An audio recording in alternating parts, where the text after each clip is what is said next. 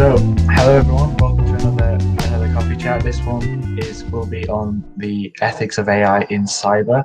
We've got Deborah Dillon, and Ikram Musa, who both work at Atos. And Deborah, can you tell us a bit about what you're doing? Sure, I'm the head of protection and privacy. So I sit in an area called big data and security, and I'm client facing. So my roles are sort of very varied. As I said, for the last 14 months, I've sort of been working from home, but I'm working on a police account, and yeah, really, really interesting. So I'm looking at things, I suppose, from the privacy point of view as well, but where I'm seeing companies are really getting heavily into ethics at the moment, especially with the use of sort of body-worn cameras and AI, being able to, I suppose, yeah, you can get down the line where it turns into predictive policing, which, can be very contentious. So really interesting area. So thank you. No problem. And Ikram, you joined us last week, didn't you? But for those of you who weren't there, could you give a brief introduction, please? Of course. Thank you. So my name is Ikram Musa. I'm the information security consultant at Atos. I work alongside Deborah, and I've worked with Deborah on several different projects as well. But my area is completely different compared to Deborah. I just touch in a bit of data protection every now and again. Okay. Let's start with well, AI and cyber, basically. The and the ethics of that. There are lots of pros and cons, which I've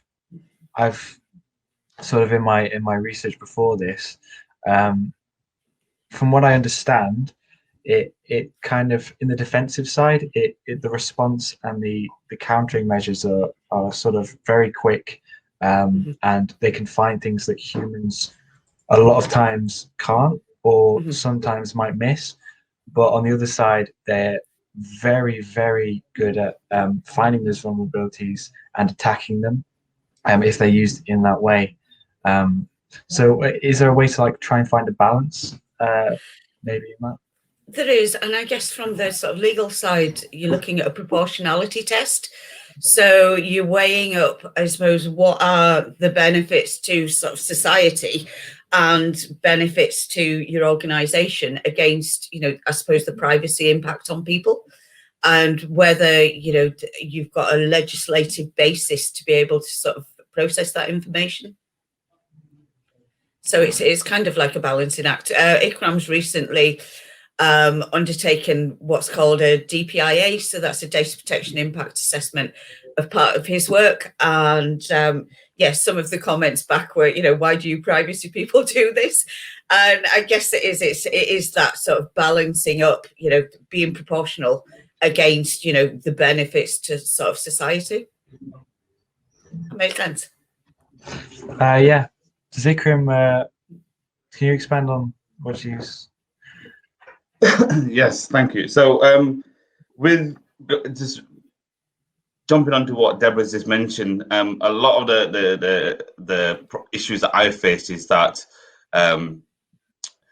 with some of the AI work that I've been involved in, they've just allowed they've been able to just provide AI access to personal data without having to question it. So they've not had that assurance or that governance check, which is, should we be giving the bot this much information, or in particular this particular information itself? Yeah. And I guess we work with, because Atos is a global technology company, we've got, developers, and we develop a lot of our own AI. But then I'm speaking to the decision science people, and, I see the privacy as kind of like a genie in a bottle. Once you open it up and all your personal data is out there, it's, there's no way that you can sort of push it back into that bottle. So it is, again, applying those checks and balances to looking after your data. And speaking of the looking after your data, a lot of what I found is that AI is quite effective in the protection of password. I mean, we all need passwords, and user authentication is in cybersecurity. For sensitive data, especially, you need probably two-factor, maybe higher authentication to access. I've seen that AI is quite effective in sort of, I guess, both sides of, you can. It's a lot easier to guess a password when you have a code to do so. Yeah, no, totally. So again, we work on, it's kind of like a zero trust model. So, identity and access management is absolutely huge. But then it's looking at, other areas such as, I suppose with our AI, it's what it can do is look at sort of latest trends, and then it's learning from sort of patterns and past behaviors to, I suppose, integrate that into a greater cyber defense. So while it does, we're not saying it doesn't have benefits, but it's still, the privacy of the individuals has to be taken into consideration. We've got a question here. What are your thoughts on the personal privacy of images? E.g., in Wales the other year, wasn't there a legal challenge to the use of police cameras and facial recognition? Yes, there was. That was Bridges' case. And I mean, what I would say is, I'm currently working with the police, but what I would say is, again, privacy impact assessment. They are absolutely the key. So before you're undertaking any kind of, I suppose, change to a system, development of a new system, undertake a privacy impact assessment, see what the privacy risks will be. And I think in the Wales case, there wasn't a privacy impact assessment undertaken. So, they sort of went ahead with this product, and then I suppose the legalities are that it gets challenged in court.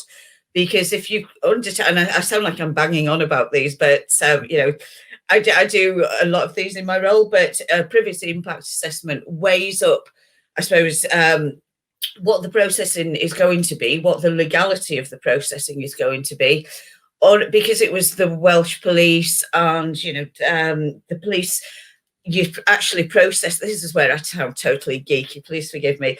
The Wales police are actually processing under Schedule 3 of the Data Protection Act, which is law enforcement. So in a lot of cases under the law enforcement, they can, in order to protect the public and individuals, they can process personal information. However, in this case, it was an individual that didn't have a criminal record and his data was processed. So, yeah, a lot of checks and balances needed to be done. So thanks for that question. I liked it that I knew the answer. Thank you. No problem. Ikram, do you have anything to add yet? Yeah, I was just going to ask, what was the legal justification to capture that information? Well, I mean, they didn't, basically. That's why it ended up in court, because the person didn't have, wasn't a criminal or anything like that. But however, a ruling actually came out from the European Court last night. And what the European Court are wanting to do is ban all facial recognition. So it's still ongoing. I was reading about it last night online, so I still need to do some more investigation into that, about what it's going to mean for police forces. We got another question here. Do you involve stakeholders in DPIA, i.e. assess their opinions before it is finalised? Yes, I do. I would get stakeholders' opinions, because, I mean, when you're working in a large organisation, you may be doing a data protection impact assessment purely with the data protection head on, but then you've got elements of, say, operations. Other people may need to, use the data in a different way to the way that you're using it. So definitely, I would involve stakeholders.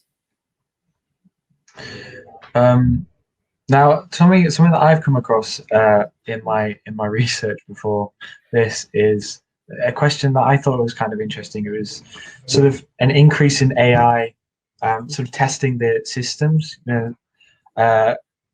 instead of the cyber experts. So sort of delegating that across might lead to the experts themselves becoming de-skilled, if that's a word. Yeah.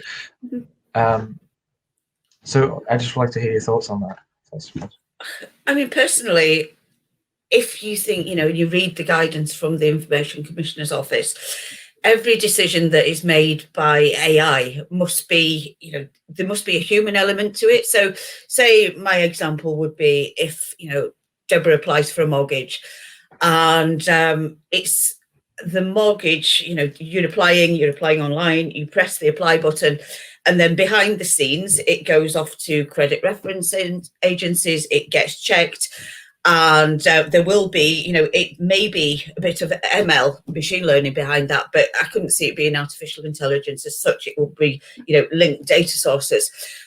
And then for some reason or another, somewhere down the line that we can't see, it comes back, no, Mrs. Dillon, you've got a bad credit reference history, so we're not giving you a mortgage. You can actually challenge that decision.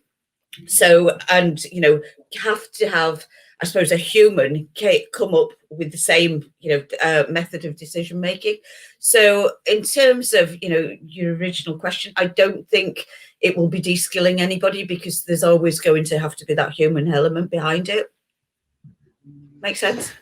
Yeah, makes sense to me. Okay, we've got a question. Is there an ethical framework for use of AI you use when developing a DPIA? There's quite a few online. The one that we're looking at is, or the one that's sort of quite good, is from the Open Data Institute, and that's kind of like a ethical checklist. But you can also build them into your DPIA processes. And I would see more, at the moment you've got equality and diversity into DPIAs, but I would see more of the ethical element coming in as more AI sort of comes onto the market, or more AI is being considered in usage. And are you considering the difference between facial recognition and facial matching of images, etc., on a data set? Yeah, I suppose with the facial matching, you've got to have that data set anyway. Whereas facial recognition, and it is that kind of, I suppose I was thinking about that sort of earlier with the facial recognition element. Where is that element of linking it up to something? So for me, the facial recognition element, you would have to have a photo somewhere. So say, think of a missing person. And so you would have a missing person, you phone up to report a missing person. You potentially have a photo of them on a database somewhere. And then the facial recognition would sort of scan those photos and say, hey, we've recognized this as a missing person. So I would say there does have to be sort of a mismatch. But again, it's why why have you got that image? Do you have a legal justification for keeping that image? In the case of a missing person, yes. But then randomly scanning people just in case they commit a crime, totally, it's totally out there. I wouldn't agree with that at all. Okay. Be sure to, everyone in the chat, before to get your questions in. We've got some more here. They're coming in really fast. Wow. What skills are expected to enter into the role as Deborah? Is it compliance or more into operations? Is it more into GRC role or SOC role, or both? I would say I started off many, many years ago. I started off teaching in England, and then I moved up to Scotland where my teaching degree wasn't recognised. And while I was doing the sort of conversion course, I actually found out that I was better at the factual subjects, so like law and politics. So I went off and studied law. I am a trained solicitor, and then I continued and did a master's in criminal justice. So I would say very much the sort of legal element, but then I got into big data. So I was working for the NHS, and it was right at the time when they were sort of looking at matching large scale data sets, for public health reasons. And so it just sort of, every role I've had has been sort of data centric. So really, if you're wanting to get into something like this, choose your roles carefully. Choose something that will, I have moved around in roles. I mean, Atos, I've been in Atos for sort of 5.5 years now. Atos is definitely not boring. It's one of those roles where it's totally different every day. And as I say, really, really like my job. We've been looking at AI and ethics in airports at the moment, and that area is huge, because what they want to do post-COVID is open airlines up, so that people can travel, and but then they're still going to have restrictions in place. So how near can you stand to someone in a queue? How then can you get those people on an aeroplane, really quickly? How can you route people around an airport safely? So that's what we've been sort of looking at, and looking at that with sort of the ethical slant on for sort of the last 2 weeks. So yeah, very varied. And I do have I have done CISA as well, so I've got a bit of security knowledge, but I am no means sort of a techie like Ikram. So I'm more, I worked in TSB as well, so that was where I got my sort of operational skills. So if I was recruiting, if I saw someone that purely had a GDPR background, GDPR qualification, I wouldn't recruit them on that. What I would recruit them on is how you apply GDPR across an organization, how it impacts HR, how it impacts operations, how it impacts risk. So I would be looking, for someone with those all-round skills. That's a good answer. We got, does attacking machine learning algorithms with various ways pose a significant adversarial threat? That's wordy. Does that make sense? Does attacking machine learning algorithms pose a significant adversarial threat? Well, I would say, yeah, it would pose a threat, if you attack them. I don't know, I mean, again, I'm not a techie, so I would say, if you've got an attack into those machine learning algorithms, it would have an effect, because you could change the way that they're learning. So it could go off and, learn something that could be completely biased. For example, we've been speaking about, we've been sort of speaking to Homeland Security, and, Atos is sort of quite big in the Homeland Security front. And, sort of linking in with crime pattern analysis and things like that. So if, your algorithm was, I suppose, was corrupt, then it could go off in your crime pattern analysis and pull some people up that haven't actually committed a crime. So, it's all interlinked. And again, your data privacy impact assessment could potentially pull that out. A question here from Steve. AI is only as good as the data sets you are training it on, and there are many instances where bias has been accidentally included without understanding the actual issue. Mm-hmm. Is that a question or a statement? It's a statement. Do you have thoughts on that? Totally. Yeah, totally. Steve, I do agree with you.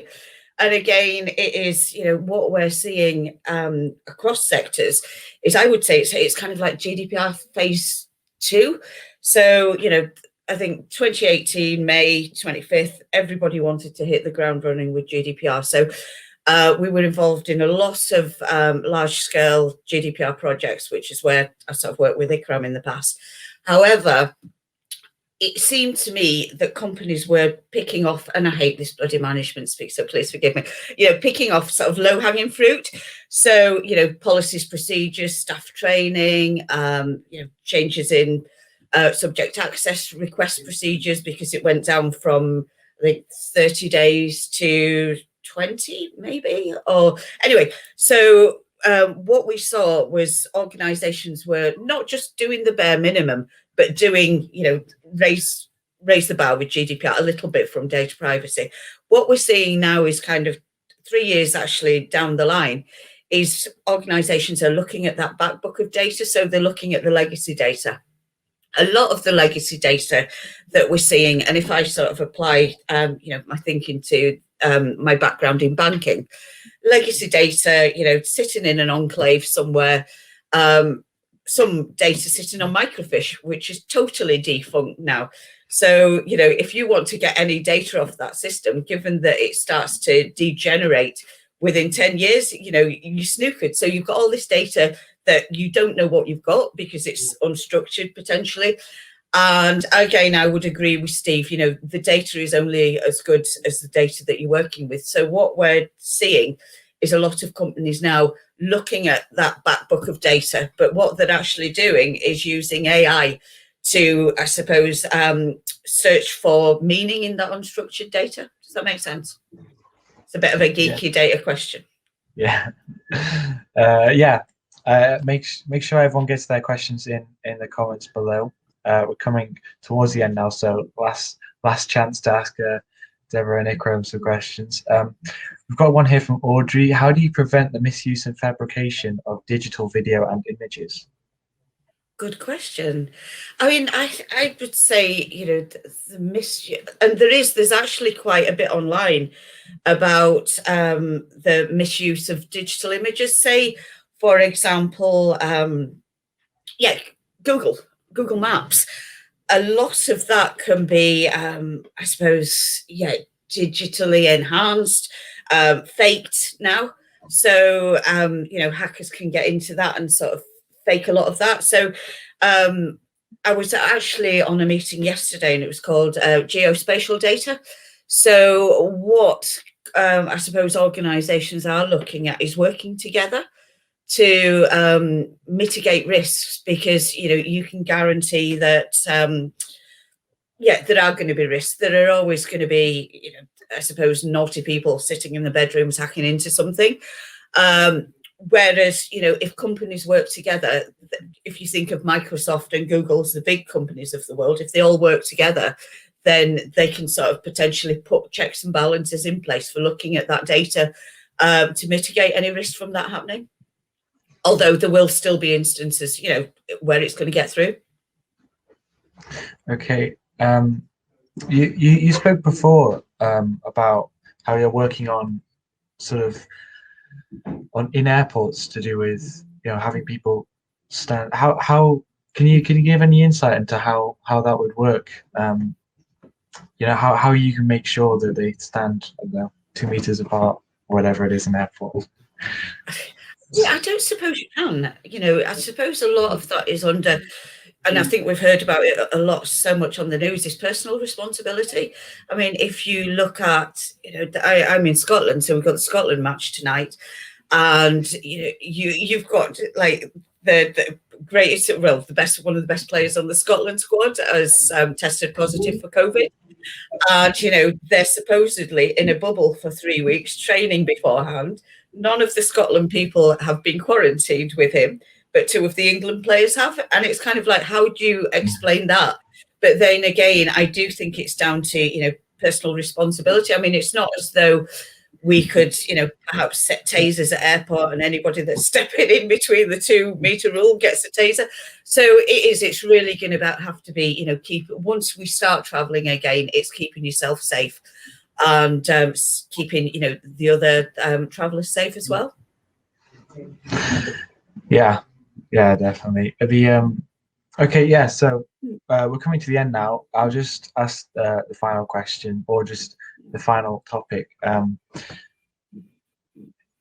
The increase in AI in cybersecurity.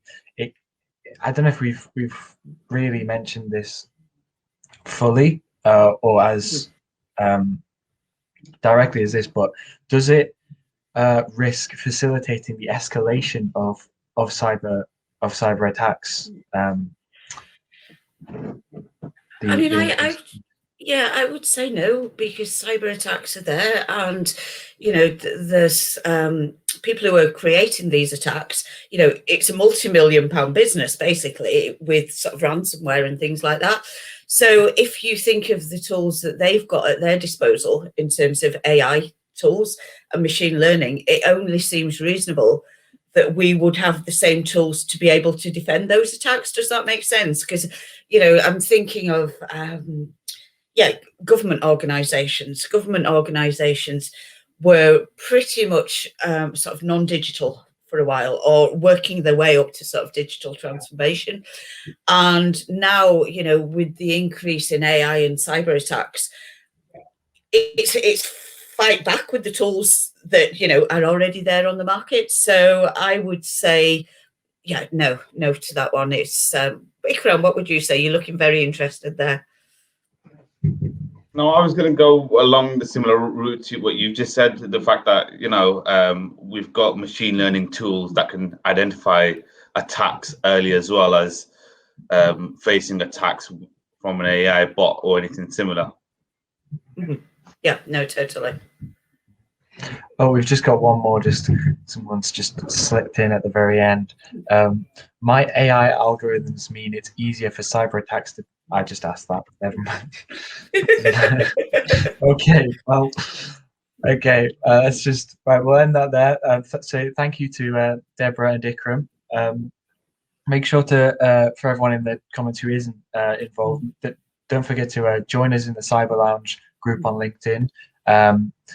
Where it's a group made for cyber experts, by cyber experts. We do have another event coming up shortly. If you join, we'll post more about that there. You can come. But once again, thank you to Deborah and Ikram for their time and for being guests on here. Right, and thank you for having us. That's no problem. Okay, right. Bye everyone. Take care. Bye. Right, bye.